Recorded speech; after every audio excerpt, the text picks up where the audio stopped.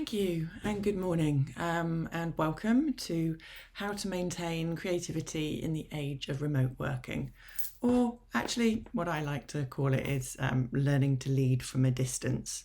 So what's our session about today?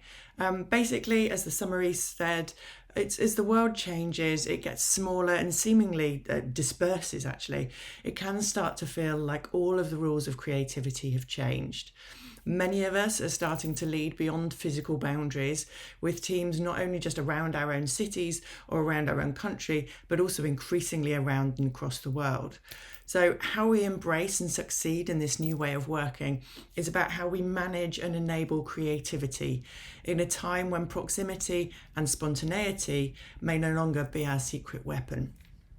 So today what I'd like to do is look at some of the pitfalls there may be, as well as identify potential sort of superpowers to nurture in order to keep that creativity flowing. How's this session going to work? Well, the aim of this session is to help us all become better creative leaders. We're going to do this by a quick short intro to me as to who I am, why creativity matters to me and the industry that I'm in, where we are, sort of 5 basic needs for creativity, and basically looking at the global move to remote working and actually the 5 changes that that hastened. And that's really those watch outs there as to what to sort of guardrail against. And then finally 10 pointers for you as a leader and as someone in a creative crew can actually point to greater creativity in this era of flexible working. So basically to enable greater creativity no matter where our teams are situated and to become better leaders for the now. Let's begin on a definition of creativity. This one is from Teresa Armabil. She's a PhD and professor at Harvard Business School. She originally was focusing on individual creativity, but her research has actually expanded to encompass not only individual productivity, team creativity, and also organizational innovation.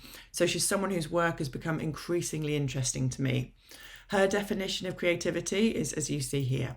Creativity is a novel and appropriate response to an open-ended task or problem. When someone is doing something creatively, they are doing it differently from the way that it has been done before, while fulfilling the goal of the activity at hand. So you have to have a purpose and you have to find a new way of doing it. That's what creativity is about. As I said, a little bit about me. Well, basically, I'm exec creative director here in London at VaynerMedia. I started my tenureship here on March the 9th last year, 2020, which was 5 days before we went into working from home and lockdown in the UK. So the shifting needs of leaders and the process of creativity in the times of flexible and remote working has been very much on my mind, as I'm sure you can imagine. As someone who's been leading creative departments in the ad industry for many, many years, I'm intimately aware of the processes and needs of creativity on an industrial scale. Adland, the land that I'm in, is built upon being able to get the very best and most creative answers within a set timeline. As such, how agencies have established themselves and their processes and how teams are built is all providing testament to creativity and the business of creativity. It's not just stereotyping that results in those pool tables, bars, darts boards, breakout areas in agency design. The business of creativity is built around enabling more and better ideas to appear. And that's traditionally been based around proximity, interaction, whilst both working, so this sort of collaborative working spaces, and encouraging playful interaction to continue whilst the grey cells are not running. Nurturing this is big business. Agencies live or die on their output. Ideas and creativity are their products. So that's a little bit why I'm speaking here about creativity. And for me, creativity thrives in the gap between the familiar and the different. I've grown up in this industry and I've moved up the ranks to become a creative leader with heart. I've seen how processes that were built for creativity can also become processes that stifle creativity. And as such, things that were, they can actually stifle diversity is something that I've been very, very much involved in. And ultimately that stuff stifles creativity also. So I'm very much on the watch out as to processes that are entrenched and how they are working to develop or erode our business of creativity. I've championed many initiatives for change within this industry, combining that with my MBA at Berlin School of Creative Leadership. It really has provided me with a perspective at once close to this industry and this business of creativity and apart from it. And this is what I hope to bring you a little of today. So that first section, looking at where we were, we're going to start with sort of our traditional understanding of how creativity thrives that I've sort of boiled down from my experience to a base of 5 core needs. The first is about constraints, and there's a quote that we can sort of bring to mind from G.K. Chesterton, which is art consists in limitation. Constraints are the bindings that actually allow creativity to flourish. One may first think that creativity, all it needs is freedom and generosity and time. But actually, the reality of a creative process is that it all seems to benefit and even excel when it's given boundaries or guardrails or something to rub against. Constraints or even difficulties provide a frame within which everything is to be played for. And actually, it's within this frame that meaning and creativity can be found.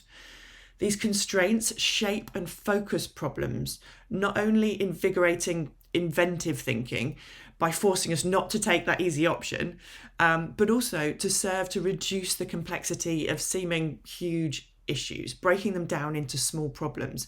This is indeed where a brief in advertising comes in. It provides a detail of what is known, what is needed, and what is a no-go. And it's actually between these edges that we discover what is possible and what is new. The second area is looking at connection. What a horrible word. What I actually mean here is humanity, the ability to understand, to empathise, to build connections with your team, to find the things that bind us, the stories that make us feel, and the gestures that make us us. I'm always using this, so you'll see a lot of my hands today. But that's a human interaction.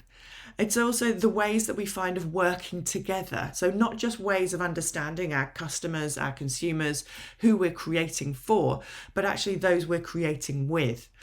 We find these wonderful ways of great teams, almost finishing each other's sentences, of moving seamlessly from one place to another within an idea, of adding to each other's comments, building upon each other's ideas. Human connection cannot be underestimated in terms of value to creativity.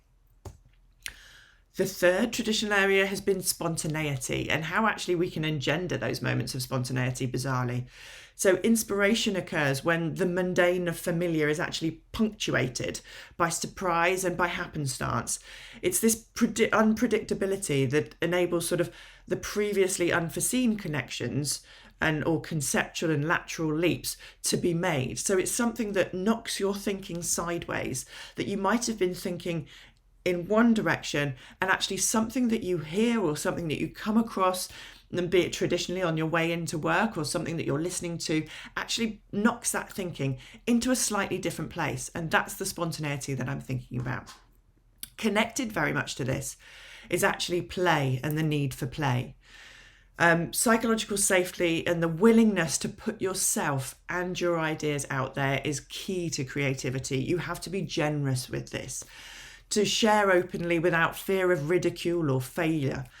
Downtime, or even sort of those moments between where you're walking between meetings, actually allows the brain to drift and continue the creative problem solving in our unconscious mind. So switching our attention from directly tackling issues brings the full power of the mind into play, as well as building these connections and friendships. So play for me is not only about human interaction, it's also about your mind's interaction and the ability to bring it all into service of creativity. The last one that I've highlighted here is space. And what I mean here is our surroundings, our environment. The impact of an environment and the ability to be creative cannot be underestimated.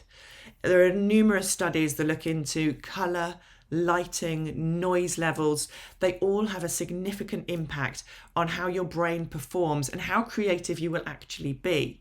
Think of that sort of, apparently it's the sort of low-level coffee shop noise that is really conducive. It's almost that white noise that allows the brain to feel sort of connected and yet to run on its own. You know, think again of those breakout agency spaces that kind of look like a living room at home. So aren't we much more relaxed and free-flowing at home? But, you know, the consideration might be what happens when we're actually kept in our own environments? They do differ, and we differ when we're at home compared to when we're at work, and particularly in pandemic scenarios where parents have become teachers and entertainers as well as doing their day job. So whilst remote work means that we have welcomed more people who may not have been able to previously make it into a central location into the workforce, it also means that we lose the even playing field that central location provided. You know, one person may not be set for success simply because of the room and surroundings they find themselves in when working remotely.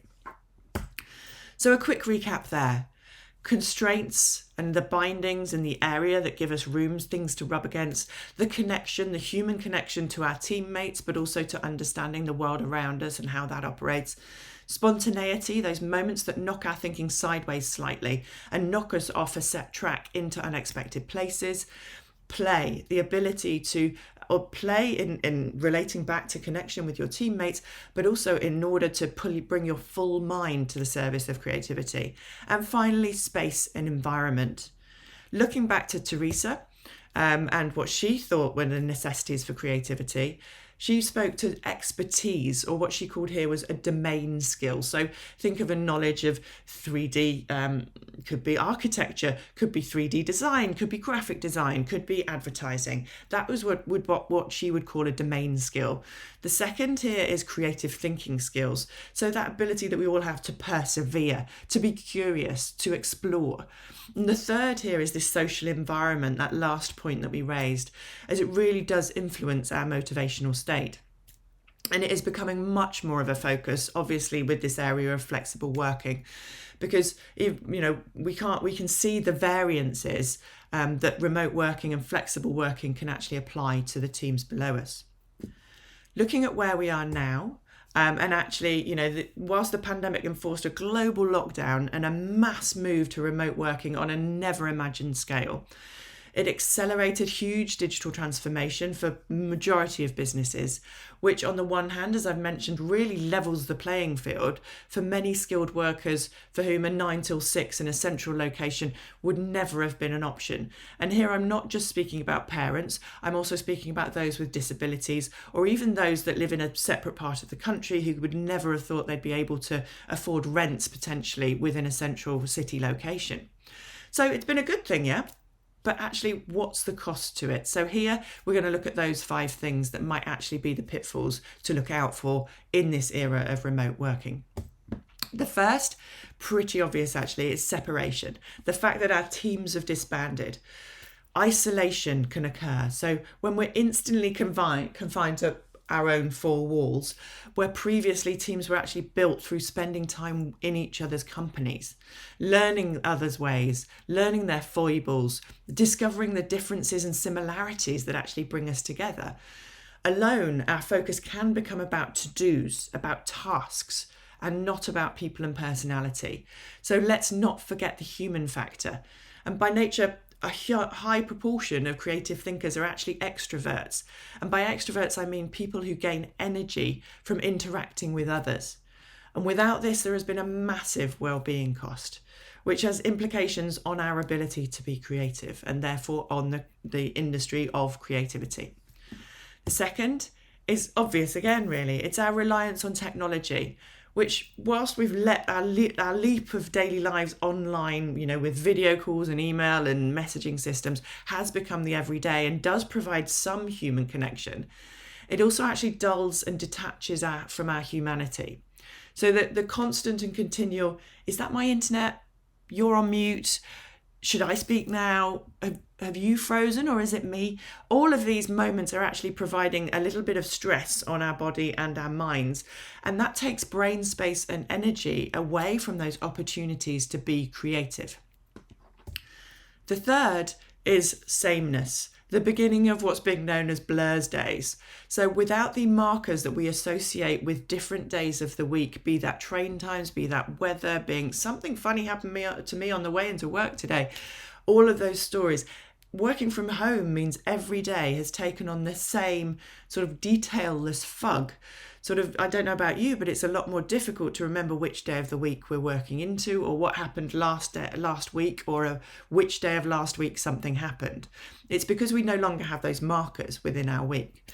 So, and you might, the watch out here is potentially 0 different input makes it very, very, very difficult, and therefore potential 0 opportunity for 0 output. The fourth actually falls from the other two. It's about rigidity. It's about when you can no longer just pop to someone's desk or happen to say hello in a corridor between meetings or on the way to the loo. We've just found that everything needs to be planned. Every interaction, every call, every presentation, every chat or conversation or possible idea needs a diary invite. Gone are the chats across a desk or an overheard conversation that I used to love, because they would really, really spark ideas off each other. And with this enforced routine, actually more fatigue sets in, which has a knock-on effect of resulting in lack of room for this undefined conversation or play. You're less inclined to stay on a call and just chat because you're already tired from the tasks and the systems that you've just had to go through. So again, that's a threat to creativity. And the final one I've entitled cocooning. So without the daily commute, or even, our increased use of on-demand entertainment, it means we're actually living lives without the room for the unknown or unexpected. We've all begun living in our own constructed, predictable bubbles. Bubbles built from our own influences, from our own needs, our own desires. So it's predefined and it's pre-understood, meaning actually there's less opportunity for tangents and unseen connections. Thinking of that spontaneity point that I raised previously. I've also found that people can become entrenched in their own view and their position. So they're less willing to make those conversational and necessary to and fro's, give and takes, from which creativity can become. Defensive positions do not creativity make. As such, ideas can become static rather than in motion, and things that actually grow and develop and are shared. So cocooning there. So they're sort of the threats or the pitfalls that I've discovered that working flexibly, remote working can bring on board. And we can just compare those two. And actually you can see here actually the differences between what creativity needs and what remote working feeds. These are things that as creative leaders we have to be aware and watch out for. So flexible working is actually accepting that our teams will no longer be in one space at the same time, but the needs for creativity and creative output remains. So what have we learned from the pandemic that can start to bridge that gap of those two lists of 5 there? Ultimately opening up the creative industries to a far greater potential workforce, which is a great thing, but being aware of those pitfalls that actually can threaten those that are coming on board or those that are working remotely. What have we learned? I'm going to give you a quick 10 rundown of actually, hopefully, pointers to enable better creativity. And it's worth saying that there's no going back. We can't put this genie back in the bottle. Flexible working is now a thing that we all have to focus on. So the first thing here is actually remembering that creativity requires pace and flow. So ultimately, get out of the way. We need to flatten that hierarchical structure, and it's never been more important. We can't be about controlled flow of information and decision making. There simply isn't time enough for this to happen, particularly with a fragmented work team. If you think of how stilted the workflow or how rigid, as we mentioned before, that workflow has become, You might lose half a day when actually someone could have just taken that decision proactively and with confidence and kept that project moving. We need all people to feel responsible for the projects they're on and empowered to make suggestions in order for the greater whole to succeed. So disseminating the responsibility and giving them the confidence to take decisions and keep that project moving is key.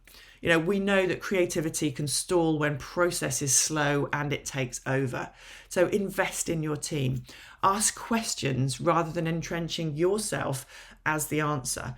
Or as I say it, is be a curator and a guide, not an oracle or a superhero. Effective teams really need to be able to reach their own intelligent solutions and take projects to completion. The second point here is actually that creativity thrives in the now and not in the stale, as we've seen. So find ways to cultivate crossover moments between the teams. So rather than necessarily a predictable team meeting pattern, is there a way to insert that spontaneity, that happenstance, that narrative, something to make it memorable and invite that contribution above the tasks at hand? This will feed into that spontaneity thing, that connection thing, everything making our conversations more memorable and more human. The third point here is creativity and ideation suffers in isolation. So creative thinkers need to be more human, or again, a quick thought here, oversharing is the new sharing. So in lieu of those shared horror commute stories or dull lunchtime conversation, we have to allow more visibility into the minutiae of the everyday. What are those moments that can bind us? It's the small details, those comic asides, those funny things that happen to me that can spark the human angle and a connection. So taking that team thinking and ideas to unexpected places. As we've heard before, it's the unscripted everyday moments that enable these lateral leaps. So without casual conversation, interaction, and even the inspiration from the journeys to work, creativity can become difficult. So creativity promoting environments are also included, work groups that, I've misspoken there. I've gone on to a little bit about, I was looking again to Teresa for some inspiration here to help us. And she said here that actually creativity promoting environments included work groups that were supportive, trusting and receptive to new ideas, but also willing to constructively challenge each other ideas.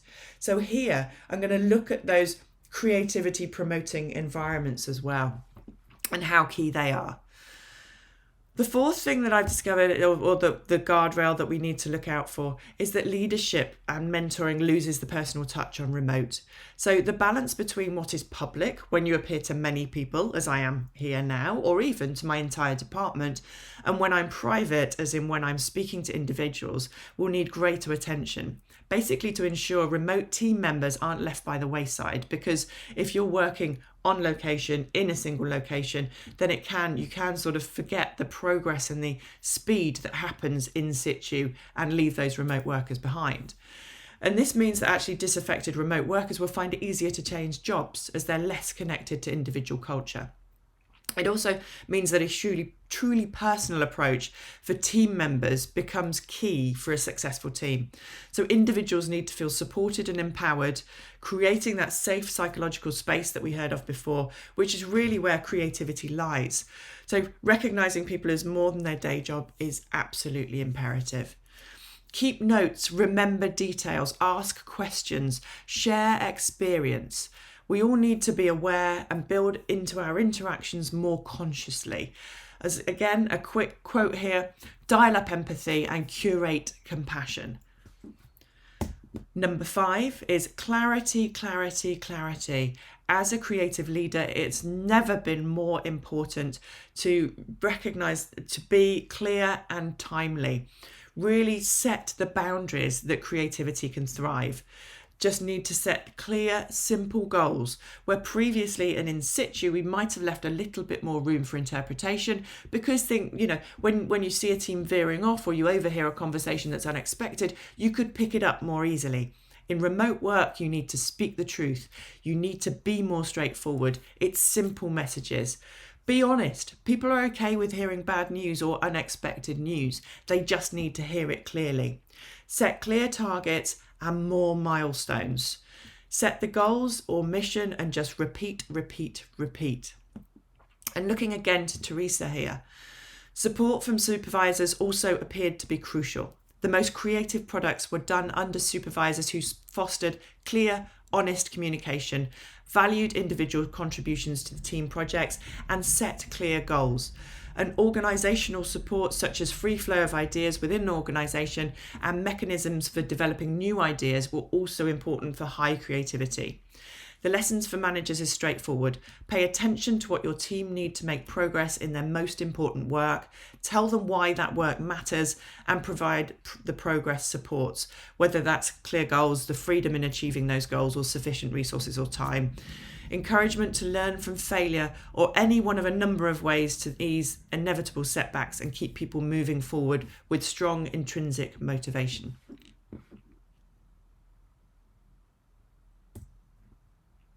And that's the quote that I've just given you there. So clarity. But number 6 is don't be specific about the how. Building on agile principles, we're here to set that course and that mission, not dictate the path to completion. So we need to transfer responsibility and ownership to team members, and it also builds trust and loyalty and connection back to the project and the company. People perform better when allowed to grow and actually personally contribute to the results. And as we heard from Teresa, that personal contribution is recognised.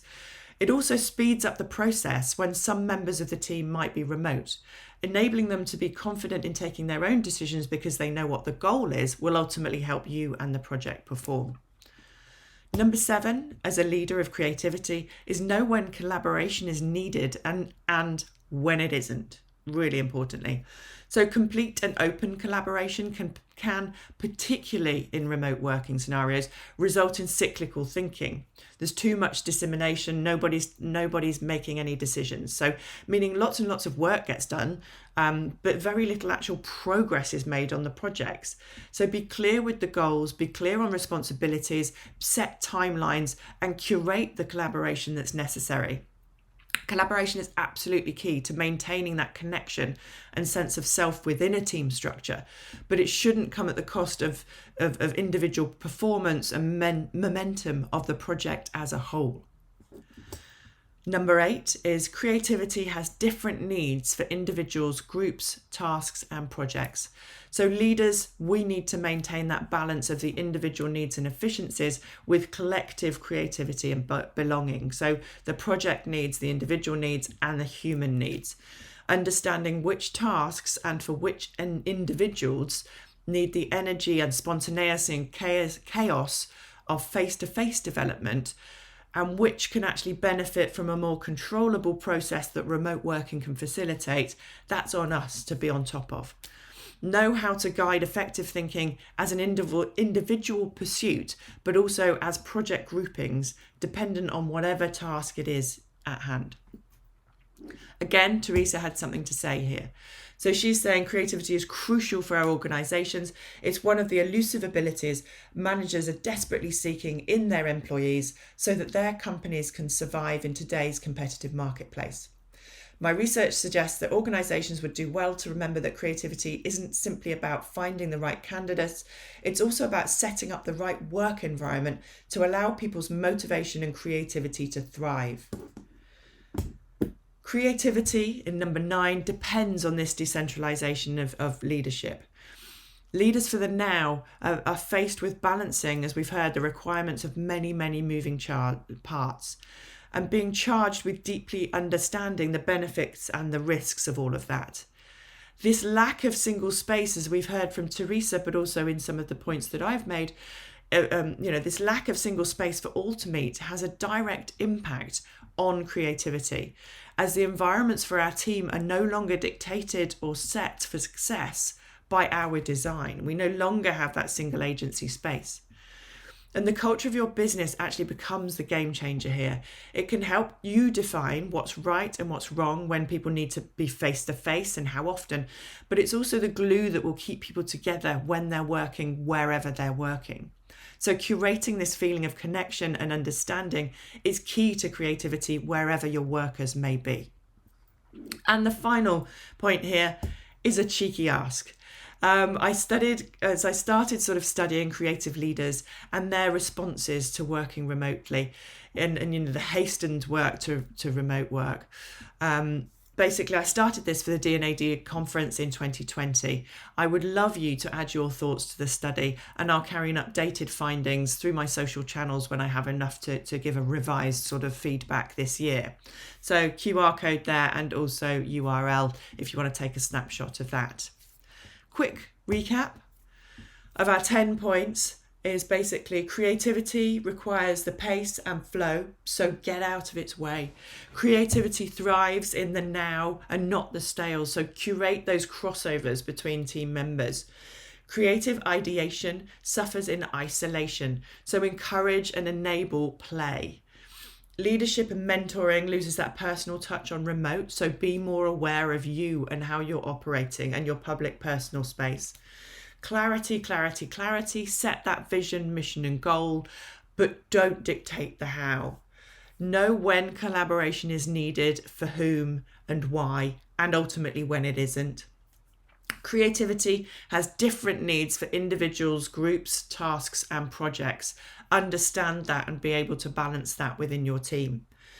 It also depends on the decentralization of leadership, that ability to recognize the different needs of different people and the fact that your culture absolutely matters here. You're disseminating all of the responsibility out. The thing that binds you must be your culture of working together. And finally, please share your learnings. And closing sort of thoughts here is basically a diversified and remote working team does not threaten creativity. But it does mean that we no longer have the level playing field. Leaders today need to be more aware of the unknowns that can account for change in creativity and in productivity of our teams, and be prepared to turn up the human in order to enable a fully functioning workforce. Hopefully my talk today has given you a few pointers on how you can look to help your teams to success. Thank you.